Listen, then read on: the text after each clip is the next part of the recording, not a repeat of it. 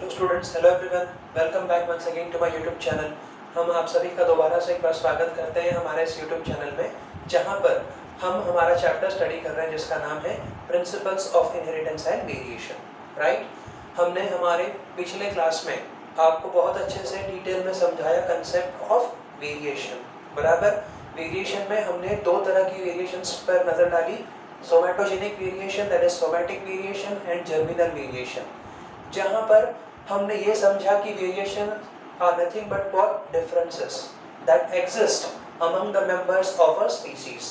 ये डिफरेंसेस हो सकते हैं between parents and progeny as well as among the members that is among the progenies of the same species individual. Right, तो ये हमने बहुत अच्छे से समझा था वेरिएशन में। ठीक है, उसके बाद हमने टाइप्स देखे हमारे जर्मिनल वेरिएशन के, continuous variation, discontinuous variation.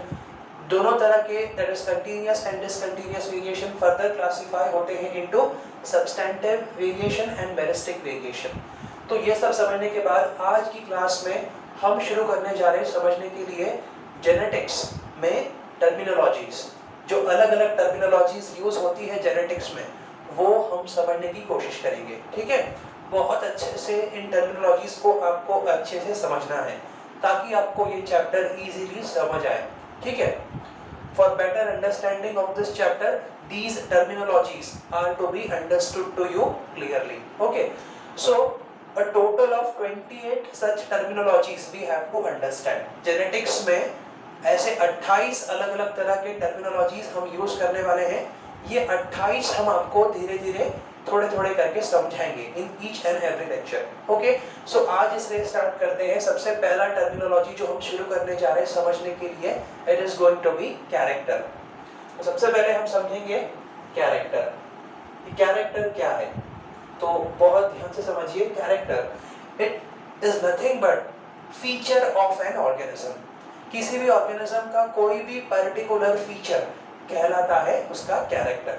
So it is nothing but what, it represents a feature of an organism। किसी ऑर्गेनिज्म का कोई फीचर कहलाता है कैरेक्टर। ठीक है, ये सबसे बेसिक बात हमने आपको बताई। सो नेक्स्ट फर्दर आगे बढ़ते हैं। This character it is nothing but morphological, it is nothing but what, morphological या फिर फिजियोलॉजिकल एक्सप्रेशन, मॉर्फोलॉजिकल और फिजियोलॉजिकल एक्सप्रेशन ऑफ जीन। किसी जीन का मॉर्फोलॉजिकल या फिजियोलॉजिकल एक्सप्रेशन कहलाता है कैरेक्टर। तो ये जो हमने आपको बताया, किसी भी ऑर्गेनिज्म का कोई भी पर्टिकुलर फीचर कहलाता है कैरेक्टर, और ये जो कैरेक्टर है जिसके बारे में हम बात कर रहे हैं, ये रिप्रेजेंट करता है किसी जीन का मॉर्फोलॉजिकल या फिजियोलॉजिकल एक्सप्रेशन। मॉर्फोलॉजिकल मतलब क्या, एक्सटर्नल अपीयरेंस। फिजियोलॉजिकल का मतलब क्या होता है, which is concerned with the internal functioning of a living organism, या फिर हम कहेंगे which is concerned with the metabolism of that living organism. तो ये होता है कैरेक्टर। अब एग्जांपल से आपको समझाते हैं। एक प्लांट को कंसीडर करिए, पी प्लांट, मटर का प्लांट है जो मटर प्रोड्यूस करते हैं।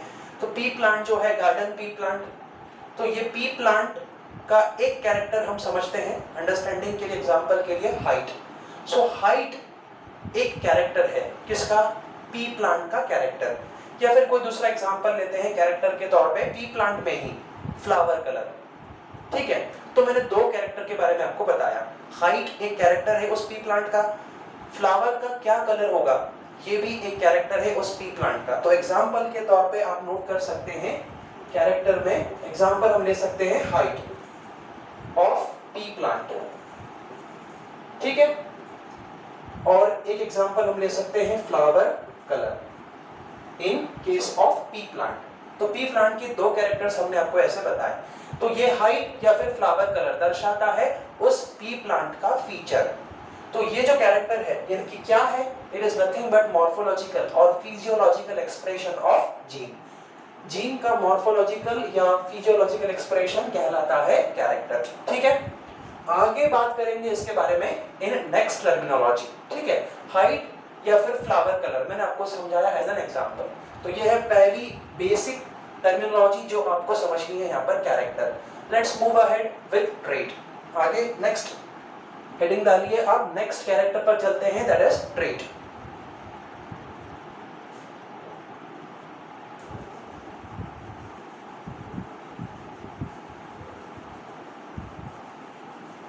सो कैरेक्टर क्या है आपको अच्छे से समझ आ गया होगा। Now let us try to understand next terminology, it is going to be nothing but what, trait. Trait क्या है समझने की कोशिश कीजिए। Nothing but what, different forms of a character या फिर alternative forms of a character. तो हम कहेंगे सबसे पहली बात, different forms of a character.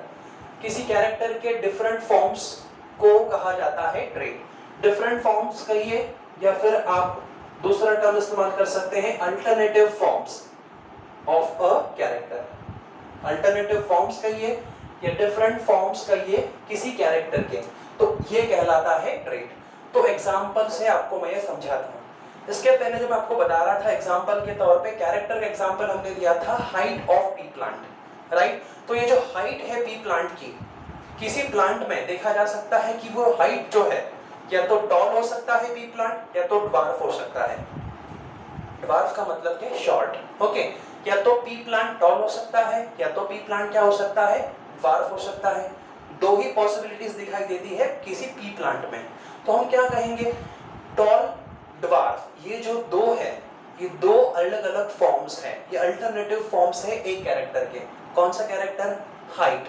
Height इस कैरेक्टर के दो अल्टरनेटिव फॉर्म्स क्या क्या हुए, toll P plant, dwarf P plant. या तो पी प्लांट टॉल हो सकता है या तो पी प्लांट ड्वार्फ हो सकता है।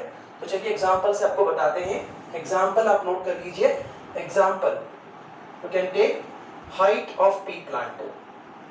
सो हाइट में आगे नोट करिए फर्दर, ये हाइट जो है या तो ये हो सकती है टॉल या तो फिर ये हो सकती है ड्वार्फ। सो इस तरह से हम बोलेंगे कि टॉल एंड ड्वार्फ क्या हुए, alternative forms of a character, alternative different forms of a character. Height इस कैरेक्टर के दो अलग अलग फॉर्म्स हैं, ठीक है। तो ये आप नोट कर लीजिए, फिर एग्जांपल नोट कर लीजिए। चलिए आपको एक और पॉइंट इंपॉर्टेंट बताता हूं ट्रेड्स के बारे में, ठीक है। ये दोनों पॉइंट आपने नोट कर लिए होंगे आई होप। चलिए आगे बढ़ते हैं, आपको समझाते हैं आगे अबाउट ट्रेड। अगला पॉइंट भी नोट कर लीजिए, बहुत इंपॉर्टेंट है अबाउट ट्रेड। तो ट्रेड को कहा जाता है inheritable forms of a character. किसी कैरेक्टर का इनहेरिटेबल फॉर्म कहलाता है ट्रेड। सो नोट कर लीजिए, inheritable form of a character is trade. Trade क्या है, inheritable form of a character. किसी कैरेक्टर का इनहेरिटेबल फॉर्म कहलाता है ट्रेड। बात को समझिए, कैसे इस बात को समझें। हमने अभी आपको बताया कोई पी प्लांट अपीयरेंस में, दिखाई देने में या तो टॉल हो सकता है या तो ड्वार्फ दिखाई दे सकता है। इसका मतलब कि जो हाइट है या तो टॉल या तो ड्वार्फ, जो इनहेरिट हो रही है next generation to next generation, जो अपीयरेंस नजर आ रहा है उस ऑर्गेनिज्म में, तो वही कहलाता है उसका ट्रेड।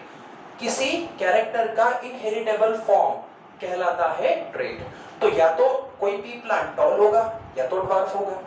इसका मतलब है उसका जो अपीयरेंस है हाइट में या तो टॉल होगा या तो ड्वार्फ होगा।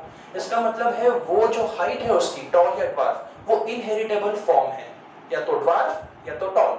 इसीलिए कहा जाता है ट्रेड को as inheritable form of a character. किसी कैरेक्टर का इनहेरिटेबल फॉर्म कहलाता है ट्रेड। और बेस्ट एग्जांपल हमेशा अपने जीवन में याद रखिए कि height of a P plant या तो टॉल हो सकती है या तो ड्वार्फ हो सकती है। तो उस केस में टॉल हाइट या ड्वार्फ हाइट कहलाएगी उस प्लांट का ट्रेड, राइट। चलिए 3 पॉइंट्स नोट कर लिया about trade. I hope it is clear to you. Now let us move on to the next very important terminology in our chapter, that is gene. चलिए इसके बारे में समझते हैं what is gene. After understanding character and trait, now let us try to understand what is gene. Gene क्या है, चलिए इसके बारे में समझने की कोशिश करते हैं। ये जो जीन है, ये टर्म सबसे पहली बार कॉइन किया था एक बहुत ही इंपॉर्टेंट पर्सन ने, जिनका नाम आपको हमेशा ध्यान रखना है। The name of that person was Johansen. Okay, so ये जीन जो टर्म है कि सबसे पहली बार it was coined by, term was given by Johansen, very important person. Okay, तो अगर आपको याद है हमारी पहली क्लास में, इंट्रोडक्टरी क्लास में, जब हम आपको बता रहे थे father of modern genetics William Bateson, तो पहली क्लास में हमने आपको बताया था कि William Bateson is considered as the father of modern genetics. तो वहां पर हमने आपको ये बताया होगा कि इन्होंने कुछ टर्म्स कॉइन किए थे, तो वहां पर थोड़ा सा करेक्शन कर लीजिए। वहां पर हमने हमारी पहली क्लास में आपको बताया था कि उन्होंने जीन टर्म कॉइन किया था, तो एक्चुअली वो रॉन्ग है, उन्होंने टर्म कॉइन किया था genetics. I apologize for the mistake, आप प्लीज करेक्शन कर लीजिए। वहां पर आप नोट कर लीजिए genetics instead of gene. Gene term तो कॉइन किया था जोहानसन, इस पर्सन ने। जेनेटिक्स टर्म कॉइन किया था विलियम पैटेसन ने। Genetics, allele, homozygous, heterozygous, filial generation, ऐसे टर्म्स कॉइन किए थे विलियम पैटेसन ने, who is considered as the father of modern genetics. Johannsen ने सबसे पहली बार इस टर्म को कॉइन किया था, इसको कहा जाता है जीन। जीन तो बहुत बाद में टर्म कॉइन किया गया था, but father of genetics Gregor Johann Mendel, इन्होंने सबसे पहली बार जीन क्या है ये तो उनको मालूम नहीं था, बट उन्होंने उस समय अपने टाइम में उन्होंने फैक्टर ये टर्म का इस्तेमाल किया था। फैक्टर, फैक्टर आज के दौर में जीन कहा जाता है, जीन रिकॉग्नाइज किया जाता है, ठीक है। तो इसी जीन का जो पहले बार, सबसे पहली बार इसको कॉइन किया था टर्म फैक्टर के तौर पे, तो वो भी आपको ध्यान रखना है, that is Gregor Johann Mendel.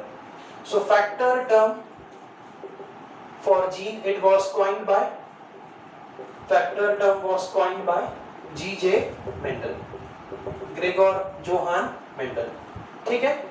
Factor के तौर पे सबसे पहली बार टर्म कॉइन किया था Gregor Johann Mendel, father of genetics, ठीक है। ये आप ध्यान रखिए। एक और विशेष बात ध्यान रखिए, ये जीन जो है इसके लिए कुछ और टर्म्स भी इस्तेमाल किए जाते हैं। जीन के लिए अनदर टर्म्स जो इस्तेमाल किए जाते हैं वो भी आप ध्यान रखिए। It is also known as elemental, it is also known as factor, या फिर it is also known as determiner. तो ऐसे अलग अलग टर्म्स से जाना जाता है जीन को। जीन के तौर पे आज हम पॉपुलरली इसको जानते हैं, it is also known as elemental, it is also known as factor, it is also known as determiner, ठीक है। ये अल्टरनेटिव फॉर्म्स यूज किए जाते हैं फॉर जीन। पहले के टाइम में ऐसे अलग अलग टर्म्स इस्तेमाल किए जाते थे, आज के दौर में जीन ये इस टर्म से संबोधित किया जाता है इसको, ठीक है। फैक्टर जो टर्म है सबसे पहली बार कॉइन किया था ग्रेगोर जोहान मेंडल ने। आई होप आपने वो करेक्शन कर लिया होगा। जेनेटिक्स टर्म कॉइन किया था विलियम पैटेसन ने, नॉट जीन, करेक्शन कर लीजिए, ठीक है। जीन टर्म को कॉइन किया था सबसे पहली बार जोहानसन ने, ठीक है। चलिए आगे बढ़ते हैं, जीन के बारे में फर्दर बातें करते हैं। सो जीन को कंसीडर किया जाता है as the unit of inheritance, it is considered as the unit of inheritance. So gene is nothing but what? It is the unit of inheritance, या फिर हम कहेंगे it is the functional unit of inheritance. It is considered as the functional unit of inheritance. तो ये आप दोनों बातें याद रखिए, यहाँ से एग्जाम में क्वेश्चन बन सकता है। Dash is considered as the unit of inheritance. क्या होगा? Gene. Functional unit of inheritance किसको रिकॉग्नाइज किया जाता है? जीन को रिकॉग्नाइज किया जाता है। तो यहाँ से एग्जाम में क्वेश्चन बन सकता है। चलिए अब डेफिनेशन की तरफ चलते हैं, जीन को किस तरह से डिफाइन किया जाए। So gene is defined as the unit of inheritance which is responsible for character inheritance and character expression, ये कैरेक्टर फॉर्मेशन। तो इस तरह से हम ठीक तरह से स्पेसिफिकली जीन को डिफाइन कर सकते हैं। तो कैसे डिफाइन करेंगे? Gene is defined as the unit of inheritance, gene is defined as the unit of inheritance which is responsible for, जो रिस्पांसिबल होता है, which is responsible for character inheritance, which is responsible for character inheritance and character expression. Character के inheritance के लिए और character के expression के लिए रिस्पांसिबल होने वाला जीन कहलाता है unit of inheritance. So gene is considered as the unit of inheritance which is responsible for character inheritance and character expression. Character के इनहेरिटेंस के लिए और कैरेक्टर के एक्सप्रेशन के लिए जीन को डिफाइन किया जाता है as the unit of inheritance. तो ये एक तरह से डिफाइन किया जा सकता है जीन को। एक और तरह से हम जीन को डिफाइन कर सकते हैं, वो भी आप नोट कर लीजिए। आई होप आपने ये तीनों पॉइंट्स नोट कर लिए, एग्जामिनेशन पॉइंट ऑफ व्यू से इंपॉर्टेंट है, ठीक है। सो एक और तरह से जीन को डिफाइन किया जा सकता है, समझिए बात को ध्यान से समझिए, वो कौन से पॉइंट ऑफ व्यू से कर सकते हैं, देखिए बहुत इंपॉर्टेंट है। Gene is defined as the segment of DNA. Gene is defined as the segment of DNA या फिर सीक्वेंस ऑफ डीएनए।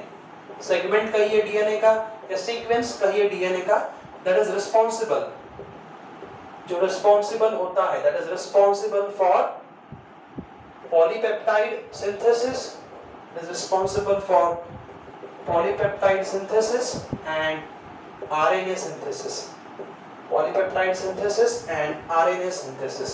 तो इस तरह से एक और तरह से हम जीन को डिफाइन कर सकते हैं। जीन को एक और तरह से डिफाइन किया जा सकता है, it is also defined as the segment of DNA या specific sequence of DNA which is responsible for polypeptide synthesis and RNA synthesis, जो रिस्पॉन्सिबल होता है for polypeptide synthesis and RNA synthesis. तो यहाँ पर आपको क्या नोट करना है, सेगमेंट ऑफ डीएनए या सीक्वेंस ऑफ डीएनए, वो पर्टिकुलर सेगमेंट डीएनए का या वो पर्टिकुलर सीक्वेंस डीएनए का जो रिस्पॉन्सिबल होता है for polypeptide formation and RNA formation या फिर RNA synthesis and polypeptide synthesis. Formation का ये, सिंथेसिस का ये, वन एंड द सेम। तो इस डेफिनेशन को हम थोड़ा सा डिटेल में समझने की कोशिश करते हैं। Let us try to understand this definition of gene. तो चलिए इस डेफिनेशन को समझने की कोशिश करते हैं। अभी हम आपको रफली थोड़ा सा स्ट्रक्चर समझाने की कोशिश करते हैं डीएनए का। Okay, so let us try to understand a particular DNA. So इस तरीके से डीएनए आप जानते हैं, it is double stranded, right. DNA double stranded होता है, ठीक है। तो ये कोई डीएनए का सीक्वेंस है। अब ये रिप्रेजेंट कर रहा है डीएनए को। चलिए अब इसका कोई स्पेसिफिक सेगमेंट हम कंसीडर करते हैं। Let us consider this specific segment of DNA. Let us consider this specific segment of DNA.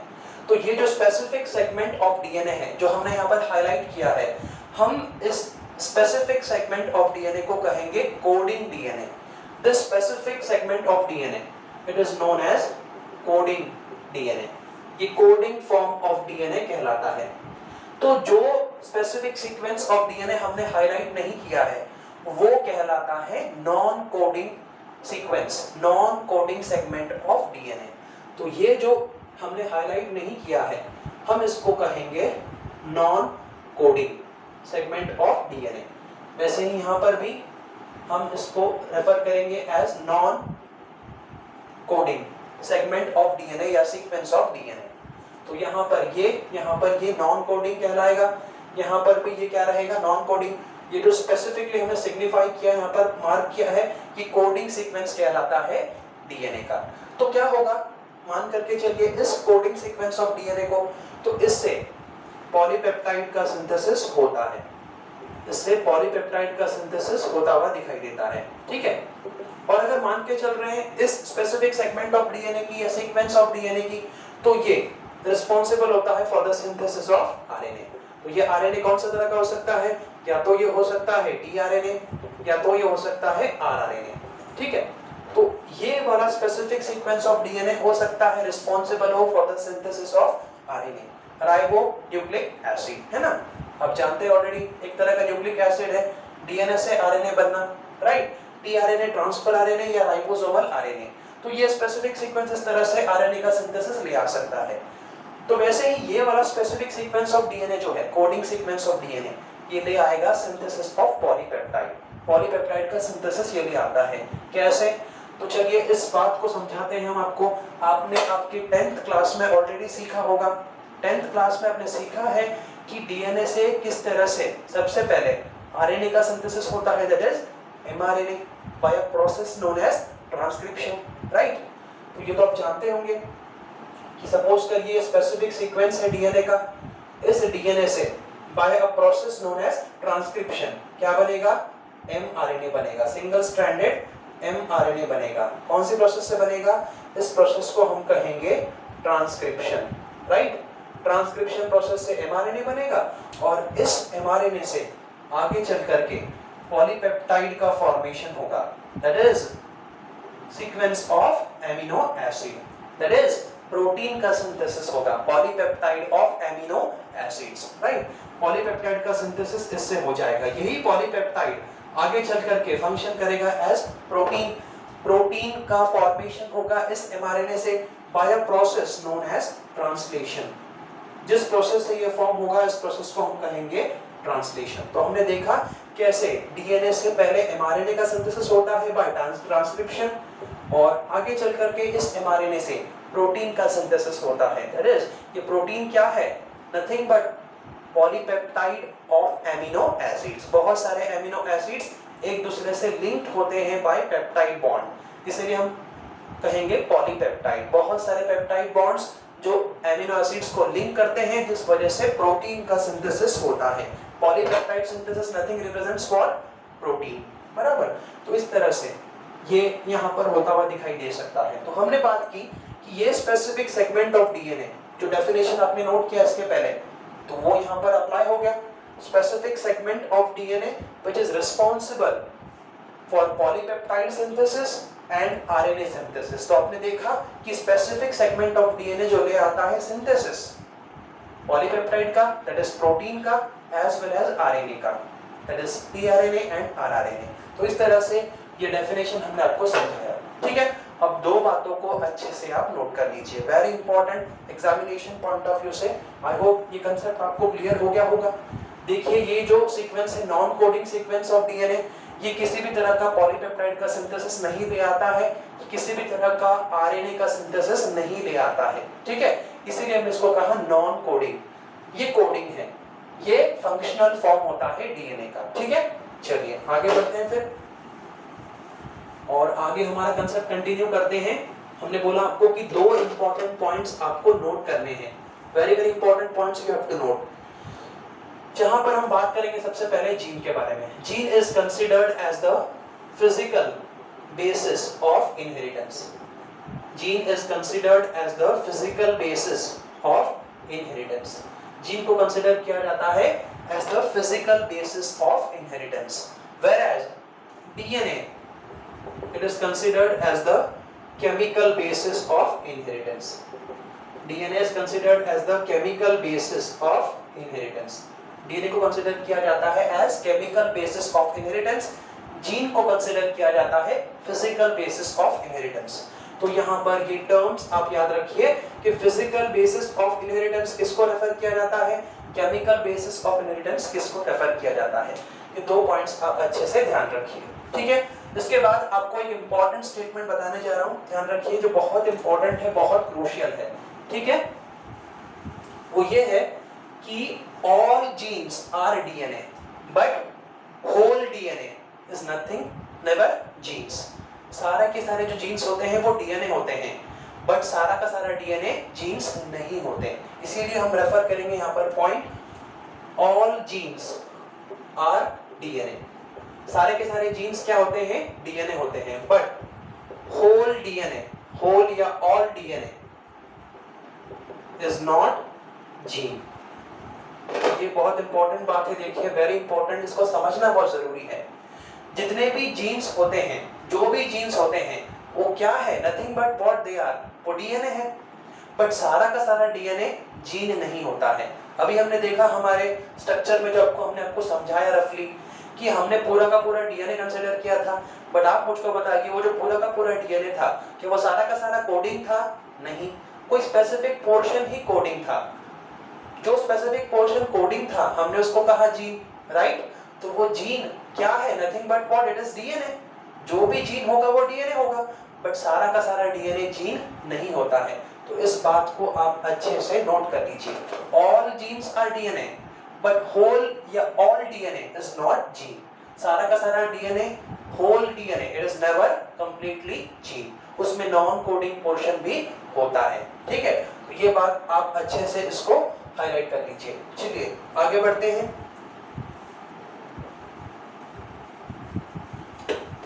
Chromosome को समझते हुए हमारा कंसेप्ट आगे बढ़ाते हैं।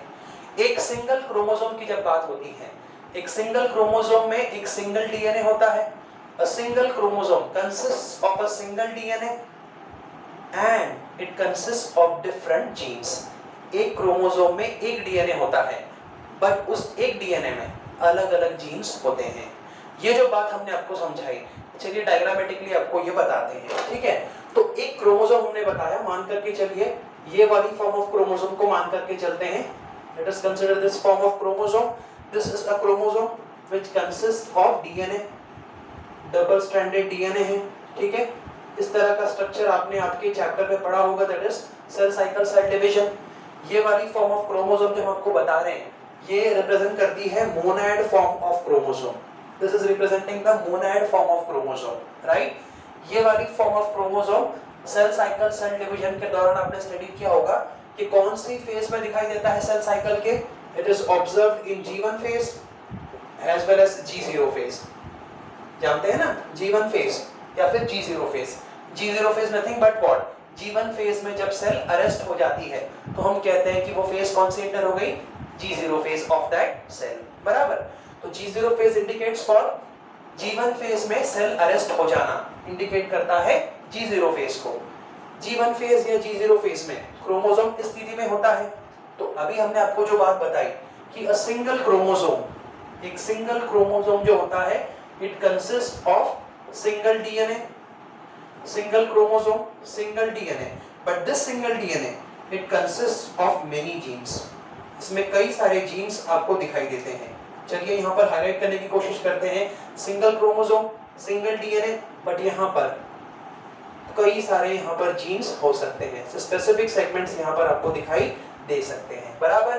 तो मान करके चलिए this is gene 1, this is gene 2, this is gene 3, this is gene 4, this is gene 5। तो यहाँ पर कंसेप्ट लागू हो गया, gene 1, gene 2, gene 3, gene 4, gene 5, ठीक है। अब कुछ बच्चों को हो सकता है कंफ्यूजन। यही वाला form of chromosome S phase में, सेल साइकिल के एस फेज में आपको अलग फॉर्म में दिखाई देता है, मोनैड फॉर्म में दिखाई नहीं देता है, वो दिखाई देता है आपको डायड फॉर्म में, बराबर। डायड फॉर्म ऑफ क्रोमोसोम क्या रिप्रेजेंट करता है, डीएनए का रेप्लिकेशन होना, बराबर। डायड फॉर्म ऑफ क्रोमोसोम कौन सी स्थिति में दिखाई देता है आपको सेल साइकिल में, it is observed in S phase of cell cycle. तो जो बात मैंने आपको बताई, single chromosome, single DNA, many genes, ये आपको मैंने समझाई with respect to G1 phase या G0 फेज। और ध्यान रखिए, रेफरेंस पॉइंट ऑफ व्यू से, रेफरेंस के पॉइंट ऑफ व्यू से हम हमेशा क्रोमोसोम को कंसीडर करते हैं फ्रॉम G1 फेज या फिर G0 phase point of view से। क्यों हम S फेज ऑफ क्रोमोसोम क्यों नहीं कंसीडर करते हैं? क्योंकि S फेज ऑफ क्रोमोसोम तभी एग्जिस्ट होता है जब सेल का सेल डिवीजन होता है। When the cell is going cell division, जब सेल डिवाइड होने की कोशिश करती है तब वो एस फेज में एंटर करती है। और हम जानते हैं हर बार, हर समय सेल डिवाइड नहीं करती, all the time cell does not undergo division. हम कंसीडर करते हैं रेफरेंस पॉइंट ऑफ व्यू से क्रोमोसोम को G1 फेज के पॉइंट ऑफ व्यू से या G0 फेज के पॉइंट ऑफ व्यू से। तो हमेशा ध्यान रखिए, जब हम क्रोमोसोम को आपको समझाएंगे तो आपको उस क्रोमोसोम को समझना है from G1 phase point of view, not from S phase point of view. क्योंकि every time a cell does not undergo division, हर बार हर समय सेल डिवीजन प्रोसेस को अंडरगो नहीं करती है, does not undergo division all the time. So हम रेफरेंस पॉइंट ऑफ व्यू से मान के चलते हैं G1 फेज को। तो इस तरह से आपने देखा कैसे all genes are DNA but whole DNA या all DNA is not gene. तो इस तरह से ये बात यहाँ पर लागू हो गई है। इस रेफरेंस को आपको ध्यान रखना है क्रोमोसोम के पॉइंट ऑफ व्यू से। तो आई होप आपको ये कंसेप्ट क्लियर हो गया होगा अबाउट जीन। आपको कौन सा फॉर्म ऑफ क्रोमोसोम कंसीडर नहीं करना है, डायड फॉर्म ऑफ क्रोमोसोम जो एस फेज में दिखाई देता है उसको यहाँ पर अप्लाई मत कीजिए। तो ये यहाँ पर कंसेप्ट अप्लाई नहीं होगा, क्योंकि वहां पर क्या हो जाएगा, फिर सिंगल क्रोमोसोम, डबल डीएनए, तो वो थोड़ा कंफ्यूजन क्रिएट करेगा, राइट। इसीलिए ये कंसेप्ट जो मैंने बताया आपको, इस फेज को ध्यान में रखते हुए मैंने आपको ये बताया है, ठीक है। तो आज की क्लास में हमने 3 टर्मिनोलॉजीज को समझा, character, trait and gene. Gene बहुत इंपॉर्टेंट है, करेक्शन कर लीजिए। Gene term was coined by Johannsen, it was not coined by William Bateson. William Bateson ने तो कॉइन किया था term genetics, And what is genetics? Branch of biology that deals with the principles of inheritance and variation, या फिर scientific study of heredity and variation, वो कहलाता है genetics। तो करेक्शन आपने कर लिया होगा, तीनों टर्म्स आपको समझ आए होंगे। आज की क्लास में इतना ही। अगली क्लास में हम और 3 इंपॉर्टेंट टर्मिनोलॉजीज को समझेंगे और हमारी क्लास आगे कंटिन्यू करेंगे। क्वेश्चन डाउट है तो आप कमेंट सेक्शन में पूछ सकते हैं। तब तक के लिए पढ़ाई करते रहिए, मेहनत करते रहिए। Take care of yourselves.